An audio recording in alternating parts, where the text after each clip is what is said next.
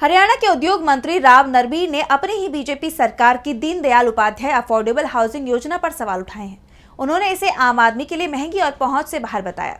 ये योजना किफायती आवास उपलब्ध कराने के उद्देश्य से शुरू की गई थी, लेकिन मंत्री के बयान से इसके प्रभाव और लागत पर बहस छिड़ गई है। उन्होंने योजना में सुधार की जरूरत पर जोर दिया। तो क्यों अपने ही मंत्री के बयान से मुश्किलों में आई हरियाणा की बीजेपी सरकार, जानने के लिए देखिए रिपोर्ट। हरियाणा के उद्योग मंत्री राव नरबीर सिंह ने अपनी ही सरकार की दीनदयाल उपाध्याय अफोर्डेबल हाउसिंग योजना पर सवाल उठाए हैं। उन्होंने कहा कि ये योजना आम आदमी की पहुंच से बाहर है और इसके मकान महंगे हैं। शनिवार को गुरुग्राम में एक कार्यक्रम के दौरान राव ने स्वीकारा कि योजना में सुधार की जरूरत है।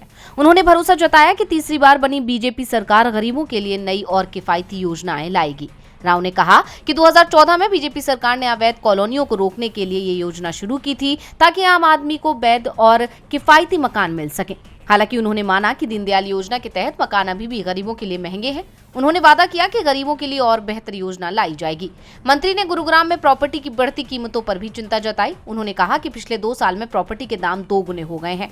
पहले अफोर्डेबल सोसाइटी में 15-17 लाख रुपए में 1 BHK फ्लैट मिलता था, जो अब 30-35 लाख रुपए तक पहुंच गया है।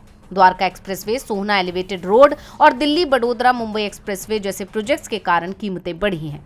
बताते चले कि हरियाणा में 2016 में शुरू हुई ये योजना गरीबों को सस्ते मकान देने के लिए थी। इसके तहत सरकार ने कॉलोनी डेवलपर्स को 5 एकड़ में लाइसेंस की छूट दी थी, जबकि पहले 50 एकड़ की शर्त थी। सरकार का दावा था कि इससे मकान 40% सस्ते होंगे, लेकिन कीमतें अब भी आम आदमी की पहुंच से दूर हैं।